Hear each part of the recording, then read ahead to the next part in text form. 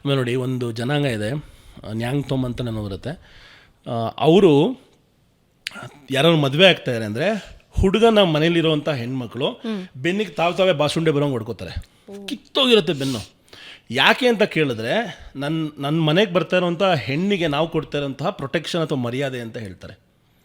ಅಂದರೆ ನಿನಗೆ ಯಾವುದೇ ರೀತಿ ನೋವು ಕೊಡಲ್ಲ, ಆ ನೋವನ್ನು ನಾವೇ ಫಸ್ಟೇ ತೊಗೋತೀವಿ ಅಂತ ತೊಗೊಂಡು ತೋರಿಸೋದಂತಹ ಕಲ್ಚರು. ಆಮೇಲೆ ನಿನ್ನ ಹುಡುಗ ದೊಡ್ಡವನಾಗಿದ್ದಾನೆ ಅಂತ ಪ್ರೂವ್ ಮಾಡೋದಕ್ಕೆ 6 ದನಗಳನ್ನು ನಿಲ್ಲಿಸ್ತಾರೆ. ಅವನು ಬರೀ ಮೈಯಲ್ಲಿ ಓಡ್ಬಂದು ಆ 6 ದನಗಳನ್ನು ಜಿಗಿದು ಜಂಪ್ ಮಾಡಿ ಅದ್ರ ಮೇಲೆ ನಡ್ಕೊಂಡು ಹೋಗಿ ಆ ಕಡೆ ಜಂಪ್ ಮಾಡಬೇಕು. ಆ ಥರ 6 ಸಲ ಮಾಡಬೇಕು ಅವನು. ಹಿಂಗೆ 6 ಸಲ ಮಾಡಿದ್ರೆ ಅವ್ನು ಗಂಡಸು ಅಂತ ಲೆಕ್ಕ.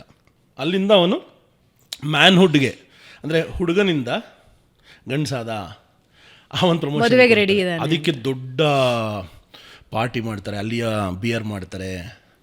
ಅದೆಲ್ಲ ಒಂದು ಇಮ್ಯಾಜಿನೇ ಮಾಡೋಕ್ಕಾಗಲ್ಲ. ಅದೊಂದು ಬೇರೆ ದುನಿಯಾ, ಬೇರೆ ಲೋಕ, ಹಿಂದೆಂದು ಯಾರು ನೋಡಿಲ್ದಿರುವಂತಹ ಜಗತ್ತು. ಈ ಥರ ಕಲ್ಚರ್ಸ್ನೆಲ್ಲ ನೋಡಿದ್ದು. ಈಜಿಪ್ಟಲ್ಲಿ ಪಿರಮಿಡ್ಗಳ ಒಳಗೆ ಹೋಗಿದ್ದು, ಆ ಪಿರಮಿಡ್ಸ್ ಒಳಗೆ ಏನೇನಿದೆ ಅಂತ ಅರ್ಥ ಮಾಡ್ಕೊಂಡಿದ್ದು.